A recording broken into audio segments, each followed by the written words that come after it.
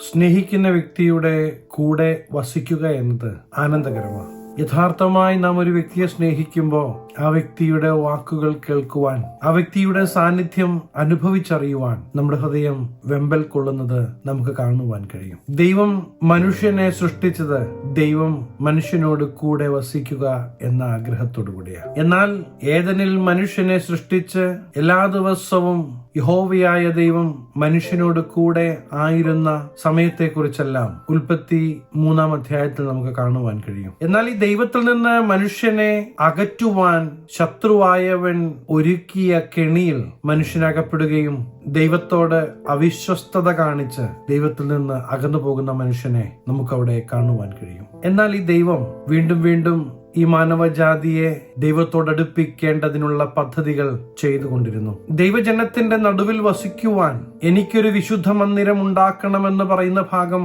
പുറപ്പാട് 25-ന്റെ 8-ാം വാക്യത്തിൽ നമുക്ക് കാണുവാൻ കഴിയും. അടിമത്വത്തിൽ നിന്ന് വിളിച്ച് ഇറക്കി വാഗ്ദത്ത ദേശത്തിലേക്കുള്ള യാത്രയിൽ അവർക്ക് വേണ്ടതെല്ലാം നൽകിയിട്ടും ഈ ജനം പിറുപിറുത്ത് ദൈവിക വാഗ്ദത്തങ്ങളെ പ്രാപിക്കാതെ, വാഗ്ദത്ത ദേശത്ത് കടക്കാതെ മരുഭൂമിയിൽ പട്ടുപോയതെല്ലാം നമുക്ക് കാണുവാൻ കഴിയും. പാപത്തിന്റെ പടുകുഴിയിലേക്ക് വീണുപോയ നമ്മുടെ രക്ഷ പ്രവൃത്തികൾ കൊണ്ട് സാധ്യമാകാതെ വന്നപ്പോ പാപമില്ലാത്തവൻ കാൽവറി ക്രൂശിൽ നമ്മുടെ പാപത്തിന്റെ പരിഹാരമായി യാഗമായി തീരുകയാണ്. യേശുക്രിസ്തുവിന്റെ യാഗത്തിലൂടെ സകല മാനവജാതിക്കും ദൈവത്തോടടുക്കുവാൻ ഒരു വാതിൽ തുറന്നു വെച്ചിരിക്കുകയാണ്. ഇന്ന് യേശുക്രിസ്തുവിൽ വിശ്വസിക്കുന്ന ഏവനും ദൈവത്തോട് അടുത്തു വരുവാൻ യേശുക്രിസ്തുവിന്റെ രക്തം നമ്മെ യോഗ്യതയുള്ളവരാക്കുകയാണ്. അതുകൊണ്ട് തന്നെ നമ്മുടെ ജീവിതയാത്രയിൽ നാം ഒറ്റയ്ക്കല്ല.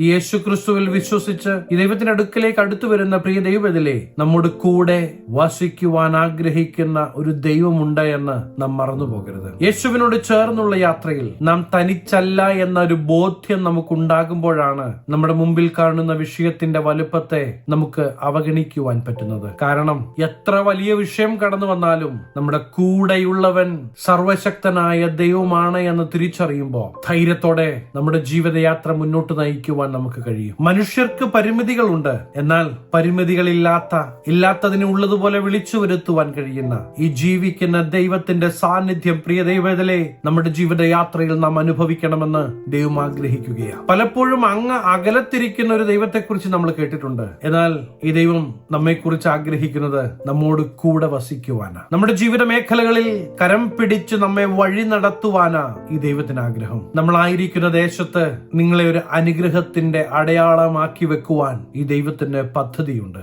സകല ജനവും ഈ ദൈവത്തെ അറിയേണ്ടതിന്, സകല ജനവും ഈ ദൈവത്തിന്റെ പ്രവൃത്തി കാണേണ്ടതിന്, ഈ ദൈവത്തിന്റെ അംബാസിഡറായി നിങ്ങളായിരിക്കുന്ന ദേശത്ത് യേശുവിന് വേണ്ടി നിൽക്കുവാൻ തയ്യാറാണെങ്കിൽ, യേശുവേ എന്നെ അങ്ങ് എടുത്ത് ഉപയോഗിക്കണമേ, ഞാൻ എന്നെ ഏൽപ്പിക്കുന്നു എന്ന് പറയുന്നെങ്കിൽ ദൈവത്തിന്റെ കരത്തിൽ ഒരു ആയുധമായി നിങ്ങൾ മാറ്റപ്പെടുകയാണ്. ദൈവം കൂടെ ഉണ്ടെങ്കിൽ, ആ ദൈവത്തിന്റെ സാന്നിധ്യം നിങ്ങൾ തിരിച്ചറിയുന്നെങ്കിൽ, നിങ്ങളുടെ ചുറ്റുമുള്ള ഒരു വിഷയത്തിനും നിങ്ങളുടെ ഉള്ളിലുള്ള സന്തോഷത്തെ എടുത്തു കളയുവാൻ കഴിയുകയില്ല. അപ്പോസ്തലന്മാർ യേശുവിന്റെ സ്നേഹത്തെ തിരിച്ചറിഞ്ഞപ്പോ, യേശുവിന്റെ സാന്നിധ്യം അവർ തിരിച്ചറിഞ്ഞപ്പോ, കാരാഗ്രഹത്തിനോ ചങ്ങലയ്ക്കോ ചാട്ടവാറടിക്കോ അവരിലുള്ള സന്തോഷത്തെ എടുത്തു കളയുവാൻ കഴിഞ്ഞില്ല എന്ന് നാം മറന്നുപോകില്ല. മാത്രമല്ല, യേശുക്രിസ്തുവിന്റെ നാമം നിമിത്തം ഏൽക്കുന്ന പീഡകൾ അവർ അവരുടെ ജീവിതത്തിലെ അനുഗ്രഹമായി എണ്ണുവാൻ തുടങ്ങി. ഇത്രയെങ്കിലും എന്റെ യേശുവിന് വേണ്ടി ചെയ്യുവാൻ എനിക്ക് കഴിഞ്ഞല്ലോ എന്നവർ ആശ്വസിച്ചു. ഒരു ജീവിത സാഹചര്യങ്ങൾക്കും അവരിലുള്ള സന്തോഷത്തെ എടുത്തു കളയുവാൻ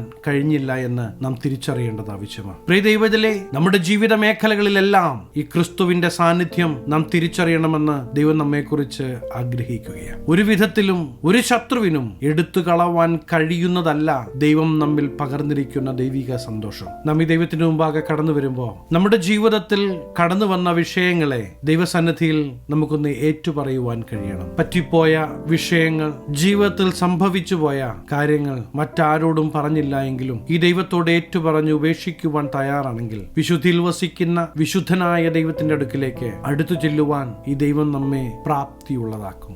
യേശു നമ്മോട് കൂടെയുണ്ട്. നമ്മുടെ ജീവിത മേഖലകളിലെല്ലാം നാം ഈ ദൈവ സാന്നിധ്യം തിരിച്ചറിയും, അനുഭവിച്ചറിയും. ഇന്നെന്റെ ശബ്ദം കേൾക്കുമ്പോൾ യേശുവിന്റെ വാക്കുകൾ തന്നെ ഞാൻ നിങ്ങളെ ഓർമ്മിപ്പിക്കുവാൻ ആഗ്രഹിക്കുകയാണ്. യോഹന്നാൻ എഴുതിയ സുവിശേഷം 14 അധ്യായം 23 വാക്യത്തിൽ നമുക്ക് ഇപ്രകാരം കാണുവാൻ കഴിയും: എന്നെ സ്നേഹിക്കുന്നവൻ എന്റെ വചനം പ്രമാണിക്കും, എന്റെ പിതാവ് അവനെ സ്നേഹിക്കും, ഞങ്ങൾ അവന്റെ അടുക്കൽ വന്ന് അവനോട് കൂടെ വാസം ചെയ്യും. പ്രിയ ദൈവത്തിലെ, ദൈവം പറയുന്ന കാര്യങ്ങൾ അനുസരിക്കുവാൻ തയ്യാറാകുന്ന വ്യക്തി ജീവിതങ്ങളെ തനിച്ചാക്കാത്ത ദൈവത്തിന്റെ ഈ വാഗ്ദത്തത്തെ ഞാൻ നിങ്ങളെ ഓർമ്മിപ്പിക്കുകയാണ്. അതെ, ദൈവം പറഞ്ഞ കാര്യങ്ങൾ ചെയ്യുവാൻ നാം തയ്യാറാകുമ്പോൾ പല സമയങ്ങളിലും കഴിവില്ല എന്ന് നമുക്ക് തോന്നുന്ന മേഖലകളിലും നമ്മെ കഴിവുള്ളവളാക്കുന്ന നമ്മെ സഹായിക്കുന്ന പരിശുദ്ധാത്മാവിന്റെ സാന്നിധ്യം പ്രിയ ദൈവത്തിലെ നാം നമ്മുടെ ജീവിതത്തിൽ അനുഭവിച്ചറിയും. കാരണം ഈ ജീവിക്കുന്ന ദൈവമാ നമ്മോട് കൂടെയുള്ളത്.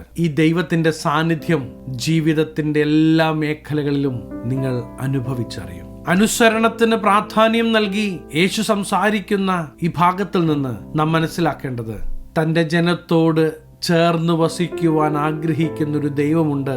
ദൈവശബ്ദത്തിന് അനുസരണത്തിന്റെ ചുവടുകൾ വെക്കുവാൻ നാം തയ്യാറാകുമ്പോൾ ദൈവിക പ്രൊവിഷനും ദൈവപ്രവൃത്തിയും നമ്മുടെ ജീവിതത്തിൽ നാം അനുഭവിച്ചറിയുവാൻ പോകുകയാണ്. ഇന്ന് എനിക്ക് നിങ്ങളെ വീണ്ടും ഓർമ്മിപ്പിക്കുവാനുള്ളത്, നിങ്ങളുടെ മുമ്പിലുള്ള വിഷയങ്ങളെ നോക്കി നിലവിളിക്കരുത്. നിങ്ങളുടെ മുമ്പിലുള്ള വിഷയങ്ങളെ നോക്കി അയ്യോ എനിക്കിനി മുന്നേറാൻ പറ്റുകയില്ല എന്ന് നിങ്ങൾ പറയല്ല. നിങ്ങളുടെ കൂടെയുള്ള യേശുവിനെ നോക്കി, എന്റെ യേശു എന്റെ കൂടെയുള്ളത് കൊണ്ട് ഞാൻ ഇതിനെ ഓവർകം ചെയ്യുമെന്ന് പറയുവാൻ തുടങ്ങണം. നാം ഹൃദയത്തിൽ സ്നേഹിക്കുന്ന വ്യക്തിയോട് നാം സംസാരിക്കാതിരിക്കുമ്പോൾ നമ്മുടെ ഹൃദയം വേദനിക്കുന്നത് പോലെ യേശുവിനോടുള്ള സ്നേഹം തിരിച്ചറിഞ്ഞ് നാം യേശുവിനെ സ്നേഹിക്കുമ്പോൾ ഈ യേശുവിനോട് നമ്മുടെ മനസ്സ് തുറക്കാതിരിക്കുവാൻ നമുക്ക് പറ്റുകയില്ല. ആ ദൈവിക സ്നേഹത്തിലേക്ക്, ആ ദൈവിക കരുതലിലേക്ക് നാം മാറ്റപ്പെടണമെന്ന് ദൈവം നമ്മെ കുറിച്ച് ആഗ്രഹിക്കുകയാണ്. നമ്മുടെ ജീവിതത്തിന്റെ എല്ലാ മേഖലകളിലും ഈ ജീവിക്കുന്ന ദൈവത്തിന്റെ സാന്നിധ്യം തിരിച്ചറിഞ്ഞ് വിജയകരമായി നമ്മുടെ ജീവിതത്തെ മുന്നോട്ട് നയിക്കണമെന്ന് ദൈവം നമ്മെ കുറിച്ച്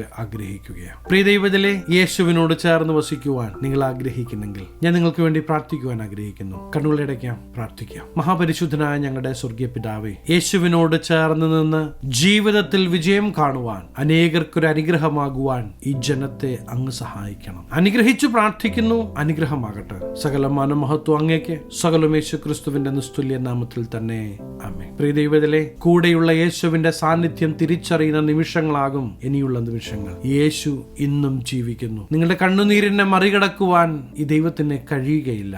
ഈ ദൈവത്തിന്റെ പ്രവൃത്തി തീർച്ചയായും നിങ്ങൾ കാണും. ഈ ചെറിയ സന്ദേശം നിങ്ങൾക്ക് അനുഗ്രഹമായെങ്കിൽ തീർച്ചയായും ഞങ്ങളെ അറിയിക്കണം. അനേകർക്ക് അനുഗ്രഹമാകേണ്ടതിന് സ്നേഹിതർക്ക് ഷെയർ ചെയ്യുക, ഫോർവേഡ് ചെയ്യുക. നിങ്ങൾ ഈ ചാനൽ ഇതുവരെയായിട്ടും സബ്സ്ക്രൈബ് ചെയ്തിട്ടില്ല എങ്കിൽ തീർച്ചയായും സബ്സ്ക്രൈബ് ചെയ്യണം. ദൈവം അനുവദിച്ചാൽ അടുത്ത ദിവസം നമുക്ക് വീണ്ടും കാണാം. Stay blessed.